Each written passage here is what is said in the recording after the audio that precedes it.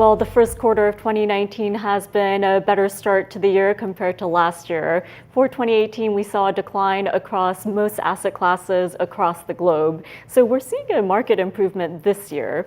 And this topic for today's discussion is international investing. So I want to learn more about your individual approaches. So Pawel, tell me a little bit about your approach. Yes, sure. So I represent our international growth strategy at Clearbridge. We are on a high conviction, all market cap strategy. We invest in quality growth companies that in our view are mispriced, either because their growth is mispriced or durability of growth or the magnitude of growth is mispriced.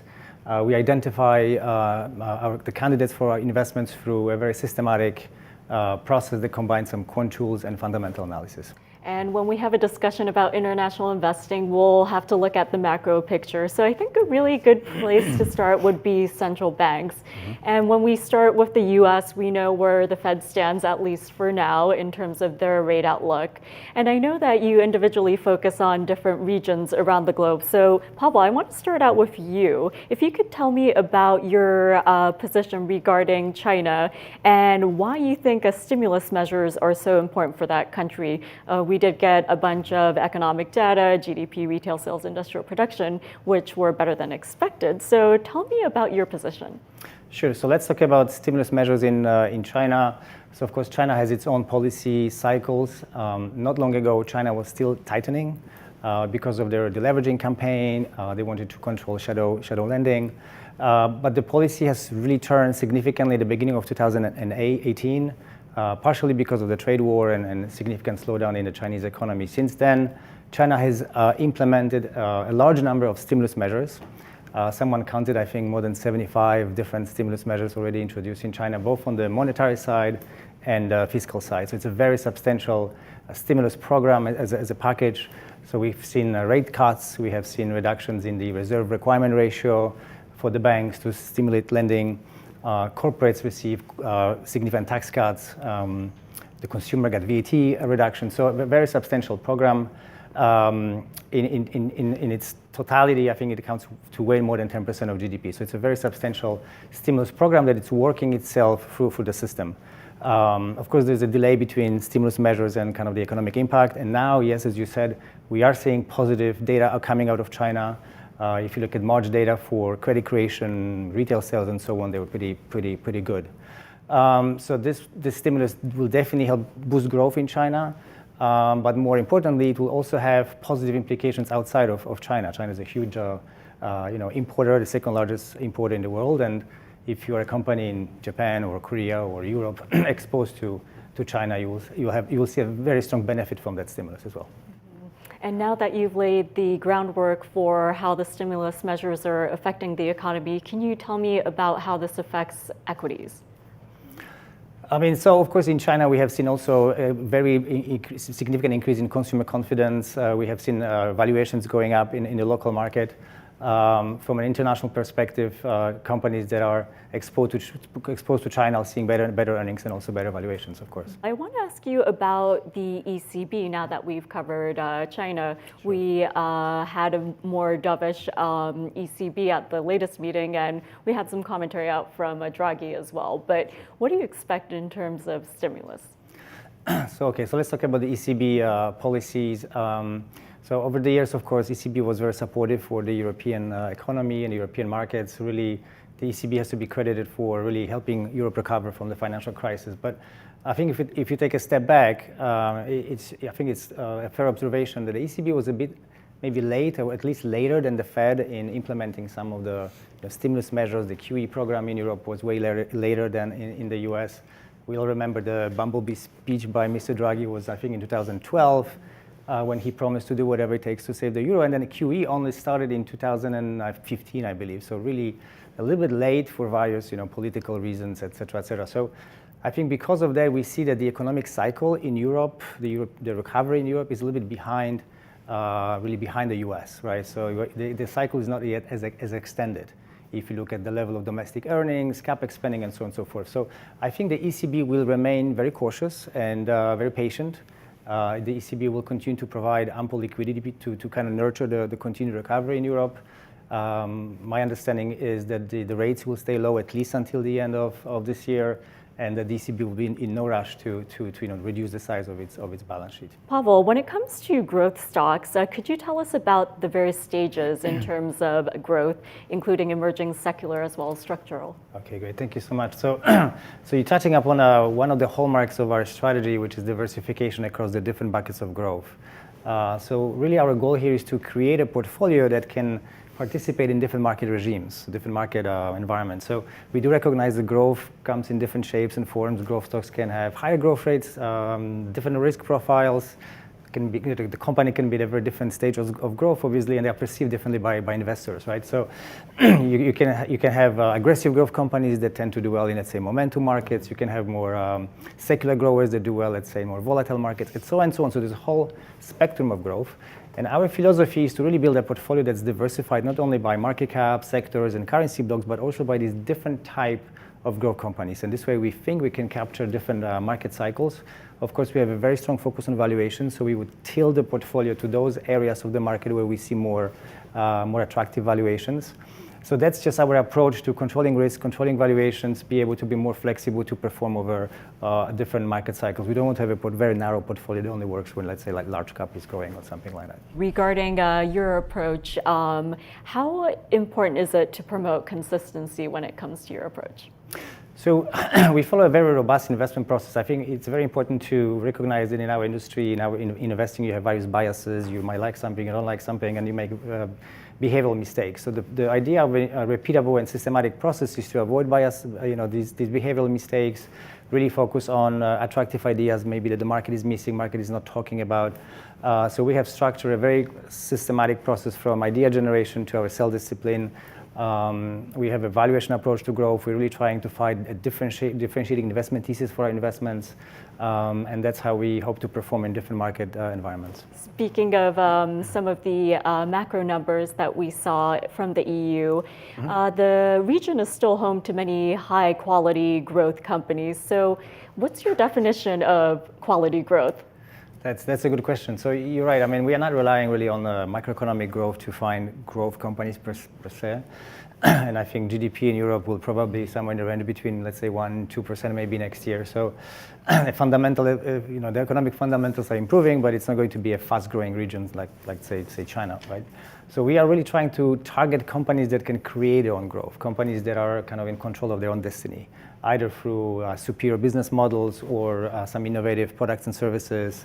Also, they can grow through geographical expansion or M&A. So there are different ways companies can grow their organic growth, right? And believe me, there's no shortage of talented entrepreneurs, talented managers in Europe, and we see quality companies across all sectors. Sometimes I'm amazed to see fantastic multinational companies that really grew from a small country, Denmark, Sweden, because their home markets were too tiny, and over decades they had to expand globally, and they're really best in class in what they do. So quality in Europe is really outstanding in many sectors. What we like specifically now, we really like a lot of companies in many different sectors. We're a growth fund, so of course we are tilted towards technology, but we also like many other sectors. So in technology we have a few software companies in Europe, a number of semiconductor companies which really dominate their respective niches. In a more broad industrial space, we like business services, we like specialty chemicals, and maybe on the more consumer side, we like e-commerce, some very kind of focused e-commerce players. We also like luxury goods. Europe has some fantastic luxury good brands, of course, which are still growing globally. So there's a lot of like in Europe, a lot of quality companies there. Regarding Brexit and the Bank of England, they are looking for a new successor right now. But going forward, how do you see Brexit risk affecting either one of your strategies? I mean, I think what the Brexit uncertainty has created is it has slowed down investments into UK just very broadly across many industries, automotive industry, just many companies have kind of slowed down and knowing what the situation will be. So there's an economic impact on the UK. We all analyze, of course, risks for every individual company we own. We're underweight to domestic UK economy. Businesses that we have are very global. They're not really exposed to just one country. So from the portfolio perspective, we do not see a significant impact. And continuing this discussion on global risk, Pawel, what are the biggest risks that you're looking at in terms of international equities as well as economies through the rest of this year? Risk. Okay, so risk is very important for us. We think about risk all the time. We have a very systematic way of analyzing risk, and so we do this on a number of levels. On a portfolio level, we really want to make sure we are not taking an excess risk compared to our local markets, our local benchmarks.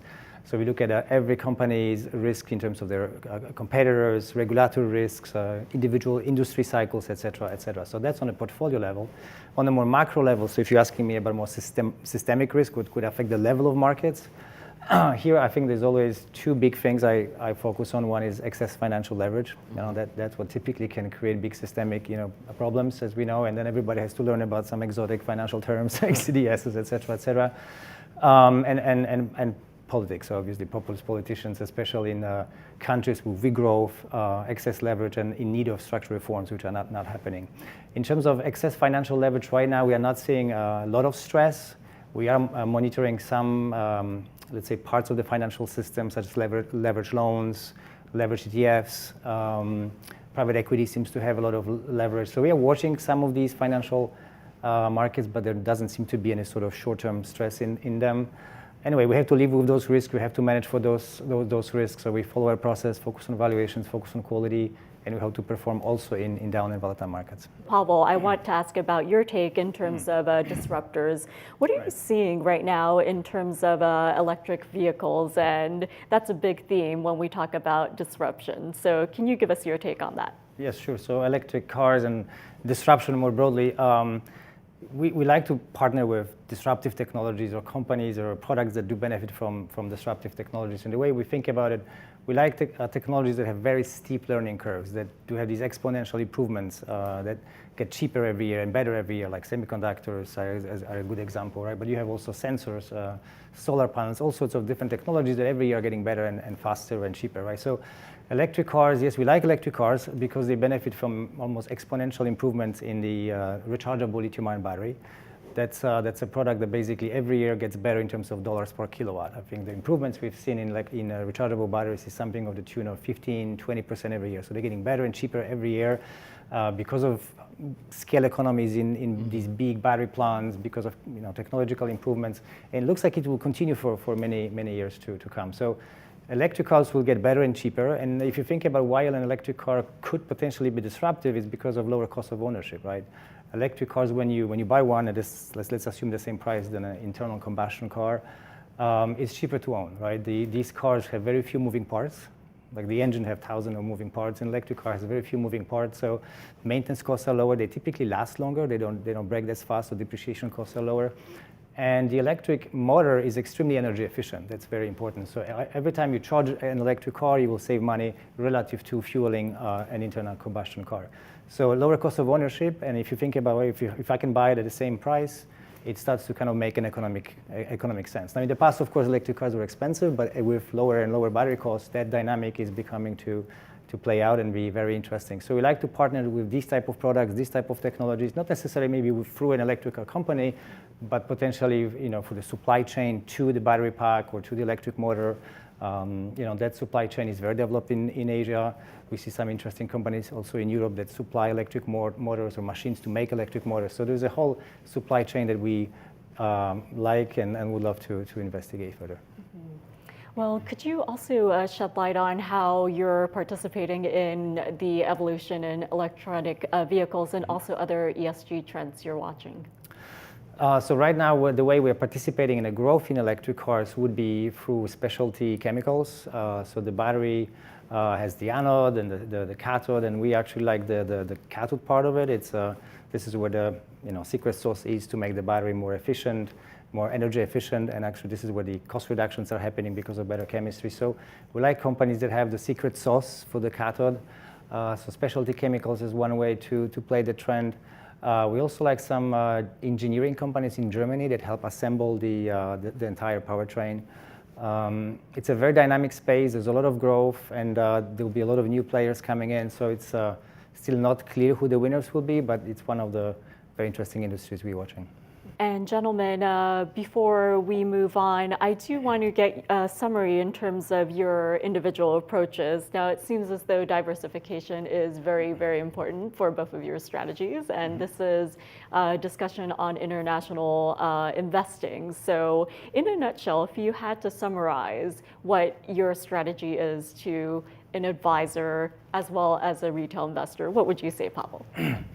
Well, the goal of our strategy is not only to deliver good performance relative to the benchmark, but we also are very careful about risks and volatility. So our goal is to deliver that performance with actually not taking more risks in the market, right? So if you look at the historical patterns of returns of our strategy, we have very good capture on the way up, but very good downside protection in down markets, which we think is very, very important. We want to have, when markets are down, we'll protect the capital of the strategy. And we're all familiar with what's happening in terms of the Federal Reserve, the central bank here in the US. And I think going forward, it'll be important to continue to listen to what the Fed speakers say. But in an ideal scenario for both of you, starting with you, Pawel, what would the ideal scenario for international investing look like? What would the macro picture look like? And what would the fundamentals be? I mean, I think you have seen historically those long periods, multi-year periods where international markets outperform the US and then they underperform the US, and it's driven by different economic cycles. Of course, currencies are very important. Now we are coming out of a very long period, since basically 2008, when international markets are actually underperforming the US. And that's driven by a number of things, European, as I mentioned before, delays with QE programs. Currencies are playing a major role. But I think the US dollar is pretty expensive if you look at various indicators. If that would turn, I think the returns from international markets will significantly improve in dollar terms. And when it comes to any type of investing vehicle or even a sector, we know there are a lot of common myths and misconceptions. So I think with international investing, it's such a broad topic.